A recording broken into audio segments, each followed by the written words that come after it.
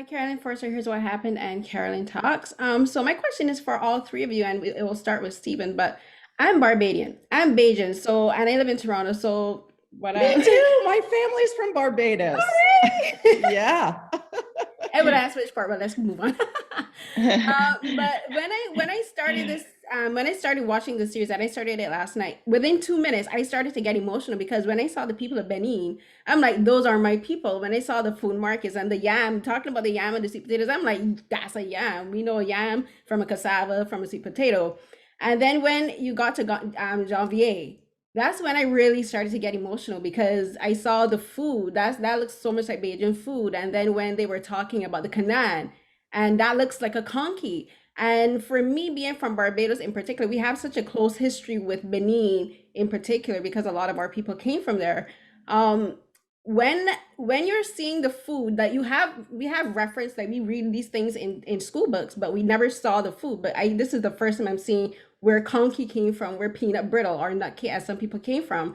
For you, were there moments where you guys were during the production and during the filming where you saw something you were like, this is the touchstone from my past and that I could connect to, that you had like maybe the abstract history of it, but you actually got to see this particular thing. Like for me, the conky is important because that's what we use to celebrate independence. So that one was like the most special moment for me, and like the tofu and the people, the water people.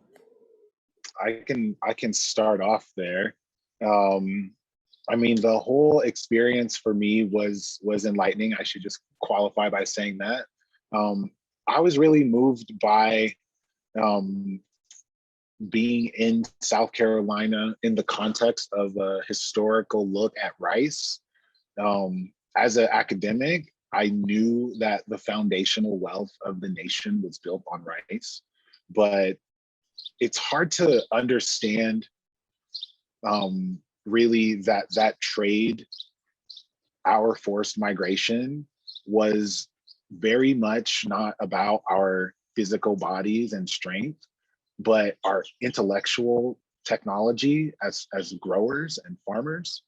And when you see Charleston and you see these floodplains, you start to, especially from an aerial perspective, you really get a sense of just the magnitude of this trade. And mind you, this is a trade that evaporated as soon as Black folks were liberated, right? So it just speaks to how dependent this entire industry, famous all around the world, was on not just Black labor, but Black intellectual power, right? So I think for me, once I was in the rice fields, being in the marshes, understanding how complicated it was to grow rice, that really gave me a whole new respect and humility for our ancestors who really, as I said, built the wealth of this nation. You know, I think for Fabienne and I, being in Benin was going to the Dantopka market off the bat and seeing all the incredible, I mean, I don't even think we really completely were able to see through the footage, but that market is like 40 football fields. It's just like as far as you can see, as far as you can go. I think they have like the beignets there that we had, which was one thing that didn't quite make it into the show. But you know, like there's like it's like a little fried donut covered in sugar. Like, you know, there's things that you eat and you just think like, we have this everywhere. We have this in New Orleans. We have this, you know, and it is that familiar thing. We were in Ganvier and they were making French fries, and you're like, you know, this stuff is everywhere. It's, you know, Stephen was having his fried fish, which is like, you know, the Sunday church fish fry, you know, so there's so much that it just like, I think Stephen said it, it's like there's that feeling of home, you know, when you go to this place that's so unfamiliar. And that's, you know, that was remarkable and beautiful, and we hope we captured that in that first episode.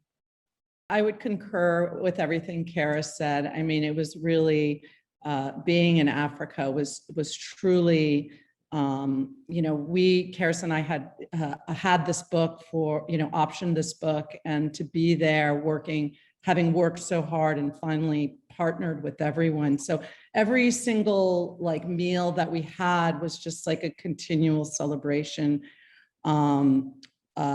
You know, and also the graciousness of the Beninese people was just really, I mean, there's a Valerie Vincapon at the Saveur du Benin says, you know, it's like, you know, we welcome our brothers here. Or when in Romuald Hazume's home, when he corrects Stephen and says, you know, this is your home. This is, we are brothers and sisters. It's a graciousness, I think, that we really don't have amongst, you know, here in America. There are places we walk into and that sort of graciousness is not there. So it was really a real heart opener to be in that place. And you know, and you take that back with you. You know, I carry a bit of Benin in my heart every day. You guys exceeded my expectations, because when you went to Charleston and I heard BJ talk, I'm like, I'm hearing Bajan dialect leaking through with the way he was speaking, and I'm like, and the macaroni pie, that's like the unofficial national dish of Barbados. Like, is you not family? I'm like, we love. Oh, I did not know. Oh my gosh. Yeah. Yeah. So- You know, sadly, I haven't been to Barbados yet. My grandmother passed away, and gonna go. Gotta go soon, but I'm gonna go. Two things, so just for like episode 1 and 2, like you guys just like you knocked it out of the park for me, just on that alone. Thank you so much. Thank you.